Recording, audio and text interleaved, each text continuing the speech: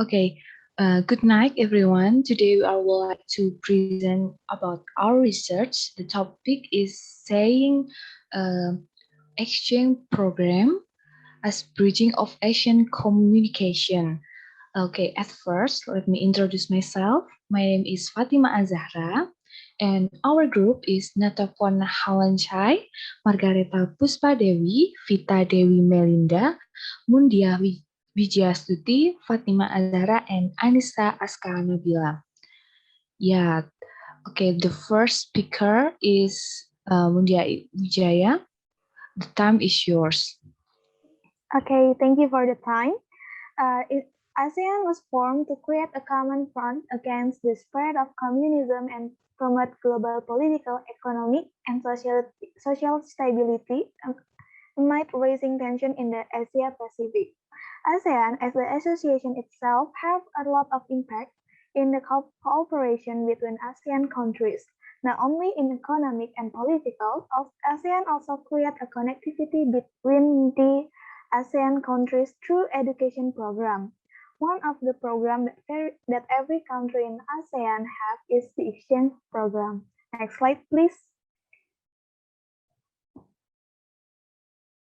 Okay, so now the formulation of the problem is we have a question on how exchange program increasing awareness of cross-cultural communication.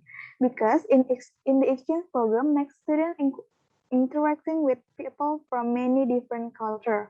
So from this paper, we will know that the exchange program between ASEAN countries increasing the awareness of cross-cultural communication. Okay, the next speaker is Margareta Puspadewi. The time is yours. Okay, in this part, I will explain about the method of this research. First one is type.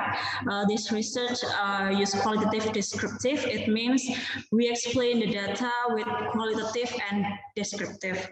And then the second one, the population of this research is the entire Asian community, and the sample is the students in the ASE60 or cross-cultural communication class, and also Indonesian students who participate in exchange program. And the last one, we use technique in data collection or interviews and questionnaire.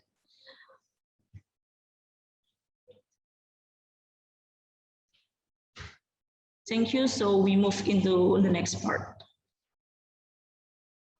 Yeah, the next part is the result. It will be speak by Vita, Natapon, and Anissa. Okay, the time is yours, guys. Okay, thank you.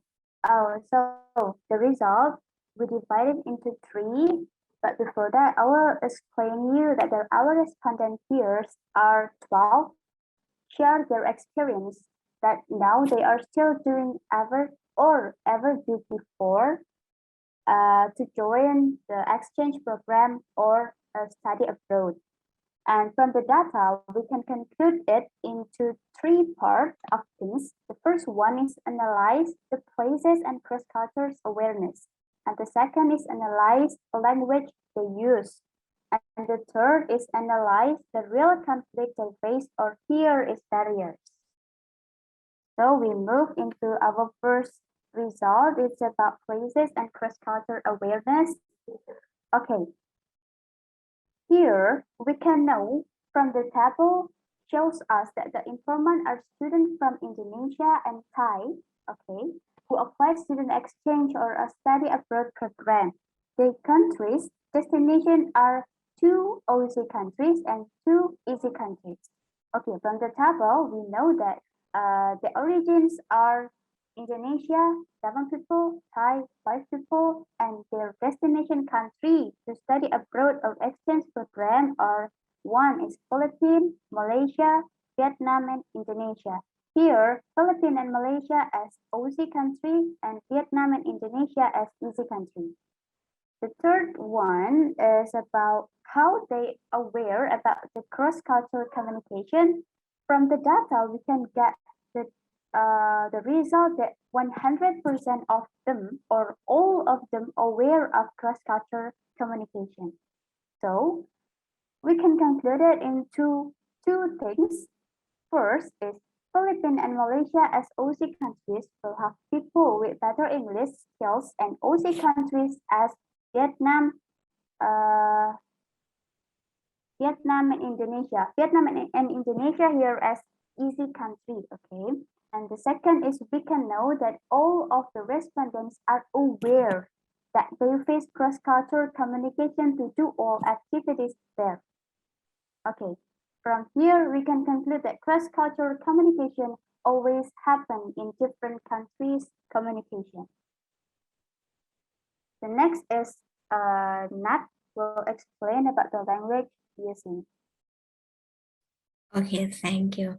Referring from the survey,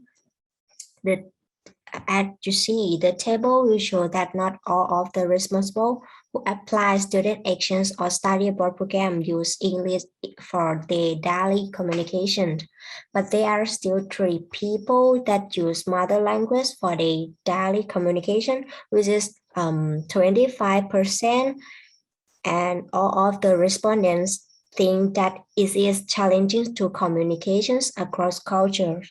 Lally read on the survey that is 83% of the respondents think that the barriers of communicating happen in the communication. Next slide, please. Okay, so according to the data that we have, our respondents were in the cross-cultural communication when they were in the study exchange program because of the when they came from native country that have the original culture and ways to communicate to other original country.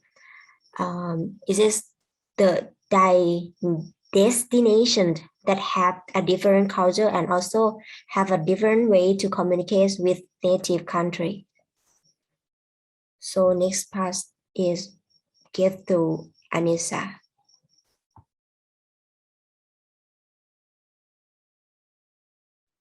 Okay, the next data we can see on the table, if there is a barriers from the participant, the first one in every cross-cultural communication, they have obstacle.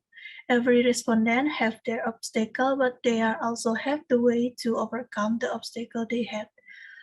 From the result, we can know that the most problem that being the obstacle during cross-cultural communication are language, media platform, and time. Most of ASEAN countries has their own language as the mother language, and most of ASEAN countries also not too fluent to have a conversation in English. Okay, next.